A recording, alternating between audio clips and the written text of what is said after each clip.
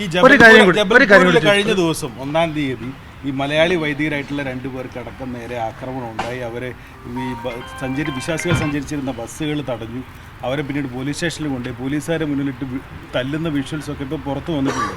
ഇപ്പോൾ നേരത്തെ പറഞ്ഞതുപോലെ ക്രിസ്ത്യൻ വിഭാഗങ്ങൾക്ക് നേരെ നടക്കുന്ന ആക്രമണങ്ങളിൽ CBSE അടക്കം ശക്തമായിട്ടുള്ള എതിർപ്പ് പ്രസ്താവനയിലൂടെയൊക്കെ അറിയിക്കുമ്പോഴാണ് ഇത്തരത്തിലൊരു ബില്ല് പാസ്സാക്കുമ്പോൾ കേന്ദ്ര സർക്കാർ പറയുന്നത് ക്രിസ്ത്യൻ സമൂഹത്തെ സംരക്ഷിക്കുന്നതിന് വേണ്ടിയിട്ടാണ് ബില്ല്. ഇതൊരു ഇരട്ടത്താപ്പല്ല.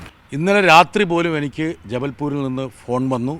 അതായത് അവിടുത്തെ പ്രശ്നത്തിൽ ഇടപെടണം, ആ വിഷയം ഉയർത്തണം.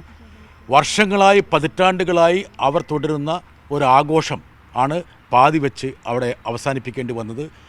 അവിടുത്തെ വൈദികരെ ഉൾപ്പെടെ പോലീസ് സ്റ്റേഷനിലിട്ട് മർദ്ദിക്കുന്ന ഒരു അവസ്ഥയുണ്ടായി. മാത്രമല്ല ഒരു കാര്യം കൂടെ നമ്മൾ ശ്രദ്ധിക്കണം. ഇപ്പോൾ ഈ പറഞ്ഞ ആൻറ്റി കൺവേർഷൻ നിയമങ്ങളുടെ പേരിൽ കൊണ്ടുവന്നിരിക്കുന്ന വ്യവസ്ഥകൾ എന്താണെന്നുള്ള കാര്യം ക്രൈസ്തവ സമൂഹം മനസ്സിലാക്കണം. അതായത് പരാതിക്കാരൊന്നും വേണ്ട, ഒരു സംസ്ഥാനത്തിൻ്റെ ഏതെങ്കിലും വിദൂര കൂടിൽ നിന്ന് ആർക്കെതിരെയും പരാതി കൊടുക്കാം. പരാതി കൊടുത്തു കഴിഞ്ഞാൽ അപ്പം പിടിച്ച് നോൺ ബെയിലബിളായിട്ട് അറസ്റ്റ് ചെയ്തിരിക്കുകയാണ്. ഞാൻ പാർലമെൻറ്റിൽ തന്നെ ചൂണ്ടിക്കാണിച്ചൊരു കാര്യമുണ്ട്. അതായത് ബറേലിയിൽ ബൈബിള് വീട്ടിലുണ്ടായി എന്ന ഒറ്റ കാരണത്താൽ 2 പേരെ പിടിച്ച് 6 മാസത്തോളം ജയിലിലിട്ടു. ആ ബറേലിയിലെ ജില്ലാ കോടതി അത്ഭുതപ്പെട്ടു. എങ്ങനെയാണിത്? ലോകത്തിൽ ഏറ്റവും കൂടുതൽ വിറ്റഴിക്കപ്പെടുന്ന ഒരു പുസ്തകം വീട്ടിൽ വെക്കുന്നു. അങ്ങനെ ലൈബ്രറിയിൽ ഖുറാനും ബൈബിളും ഗീതയൊന്നും വെക്കാൻ പാടില്ലേ? പിന്നെ ഒരു കാര്യം കേരളത്തിലെ ക്രൈസ്തവ സമൂഹം, എൻ്റെ സ്നേഹിതന് മനസ്സിലാക്കേണ്ട ഒരു കാര്യമുണ്ട്. ഈ ആട്ടിൻ തോലിട്ട ചില ചെന്നായികളുണ്ട്. ആ ചെന്നായികളെ തിരിച്ചറിയണം.